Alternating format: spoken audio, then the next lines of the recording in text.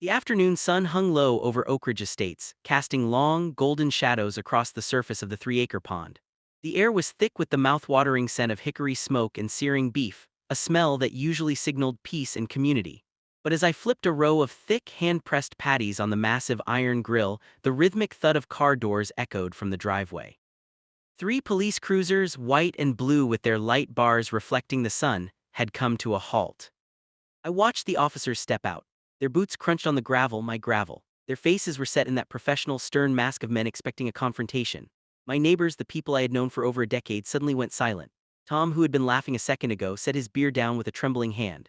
The children, whose cannonball splashes had been the soundtrack of the afternoon, climbed out of the water, shivering and wrapping themselves in towels, their eyes wide with fear. I didn't stop grilling. I reached over to the weathered picnic table and tapped the edge of a thick blue expansion folder. For 3 weeks, this folder had been my silent companion, resting there like a loaded weapon. I knew exactly why the police were here. I had anticipated this down to the second. It took exactly 9 minutes for the world Karen Thornberry had built to crumble into dust. 9 minutes to watch a woman who believed she was a queen realize she was merely a trespasser. But to understand the satisfaction of those 9 minutes, you have to understand the years of arrogance that led to them. My name is David Parsons. I am not a man of conflict, but I am a man of history. 15 years ago, I inherited 40 acres of prime, rolling landscape from my grandfather. This wasn't just dirt, it was a legacy. My great-great-grandfather had purchased this land in 1892, long before the suburbs began to crawl across the county like a slow-moving vine. The crown jewel of the property was the pond, a spring-fed, crystal-clear body of water surrounded by ancient weeping willows and sturdy oaks. When Grandpa passed, he didn't just leave me the deed. He left me a library of history. 3 heavy wooden boxes filled with original surveys, hand-drawn maps from the 19th century, tax receipts from every decade, and letters of correspondence that tracked every fence line ever built. I built my modest home on the eastern edge, leaving the pond as a natural sanctuary. For years, I had a simple rule with the neighbors: respect the land, take your trash home, and you're always welcome to fish. It was a pocket of paradise. Then 10 years ago, Oakridge Estates was born. A developer bought the adjacent land and carved it into a grid of high-end suburban homes. Through a mix of administrative laziness and corporate greed, the developer's map accidentally swallowed the pond area, claiming it as a community amenity under the jurisdiction of the newly formed Homeowners Association, HOA. At the time, my consulting business was taking me across the country. I saw the newsletters, sure. I saw the HOA signs near the trailhead, but I never signed a contract. I never joined their board. I figured if I left them alone, they'd leave me alone. I was wrong. Everything changed 6 months ago when Karen Thornberry moved in. She had come from up north, arriving with a mission to civilize the neighborhood. She was 5'2", but she carried herself like she was commanding a battalion. She was never seen without a clipboard and a digital rangefinder, which she used to measure the height of people's hedges from the sidewalk. Within 90 days, Oakridge Estates felt like a high-security prison. She issued fines for unauthorized flower species. She sent cease and desist letters to families whose mailboxes were desert sand instead of the HOA-mandated Sahara beige. But her obsession was my property.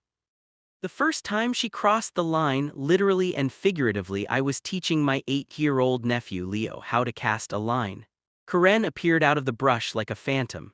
Her designer heels were never meant for damp soil, and she looked disgusted as the mud caked her soles.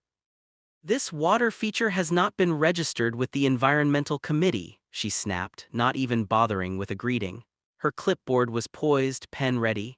"And fishing is a Tier 3 activity requiring a permit signed by the board. You are in violation of Bylaw 42B. I looked at her, then back at the water. "This isn't a water feature, Karen, it's a pond, and it's my pond." She gave a short, jagged laugh. "Everything within the perimeter of Oakridge Estates falls under the governance of the HOA. Ignorance of the covenant is not an excuse, Mr. Parsons. Expect a citation in the mail." That evening I didn't get angry, I got Grandpa's boxes. I spent hours under the glow of a desk lamp, cross-referencing my original 1892 deed with the county's modern GIS mapping. What I found was better than a gold mine. Not only was the pond 100% mine, but the HOA had actually built their $50,000 community nature path across 2 full acres of my property. They were the ones in violation. They were the trespassers. I consulted my old friend James Morrison, a property lawyer who lives for this kind of drama. He looked at the documents and whistled. David, you could shut them down tomorrow, but if you want to end this for good, you need to let her go all the way. Let her prove her own malice. So, I waited. I ignored the letters. I ignored the $50 a day fines that began to pile up in my mailbox. I let Karen film me from the property line with her iPhone, recording my illegal gardening. The breaking point was a formal notice of intent to lien, claiming they would seize my property for unpaid dues and violations. That was the green light. I decided to host a Memorial Day barbecue. I didn't post it on the neighborhood Facebook group. Karen monitored that like the Stasi. Instead, I hand-delivered notes to 30 families. Private party, private land, no HOA rules, just burgers and beer. The response was overwhelming. People were desperate for a breath of freedom. By 2:00 p.m. on Saturday, the party was roaring. We had a local barbecue truck parked on my gravel drive, a small PA system playing classic rock, and dozens of people enjoying the water. It was the first time in months the neighbors hadn't looked over their shoulders. And then right on cue, the hurricane arrived. Karen didn't just walk, she charged. She was accompanied by two of her bored lieutenants, looking like a small, angry strike team. She marched right into the center of the crowd, ignoring the private property signs I had clearly posted. "Shut it down," she screamed over the music. "This event is unapproved. It is a violation of the commercial vendor policy. It is a noise nuisance. I have a list of 17 distinct violations happening right now." I walked over, tongs in hand, and smiled. "Happy Memorial Day, Karen. Want a burger? They're grass-fed." Her face turned a shade of crimson I didn't know the human body could produce. She stammered, her brain clearly unable to process someone treating her like a guest instead of a deity. You think this is a joke? I am the president of this association. I have already called the authorities. You're going to be escorted off this property in handcuffs." "Well," I said, checking my watch, "the police are usually pretty fast in this zip code. We should wait for them."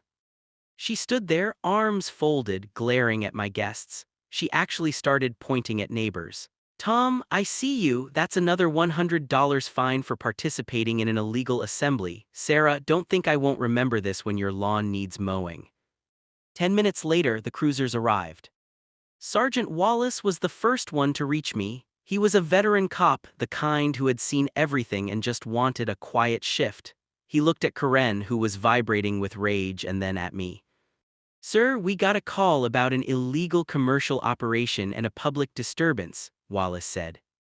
I nodded. "I understand, Sergeant, but before we get into that, I think you should look at this folder. It contains the original 1892 land grant, the 2024 certified survey, and a current title report." Karen tried to push forward. "Officer, don't listen to him. He's a rogue homeowner. This land belongs to the Oakridge Estates HOA. I have the bylaws right here." Wallace ignored her and took my folder. He walked back to his cruiser with the other two officers. They spread the maps out on the hood. I watched as they looked at the maps, then at the GPS on their laptop, then back at the maps. They looked at the markers I had placed, bright orange stakes that marked the actual property line.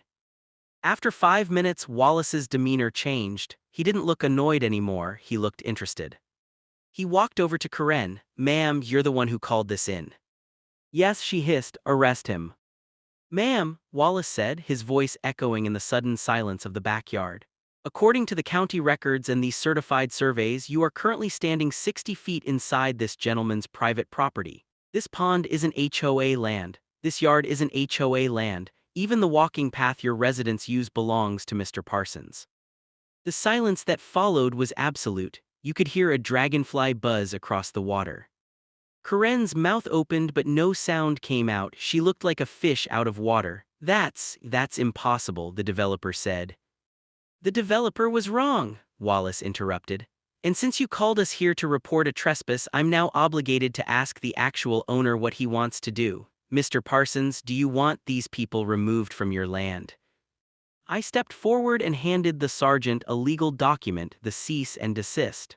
"I don't want to press charges today, Sergeant. I just want you to witness the service of this paper."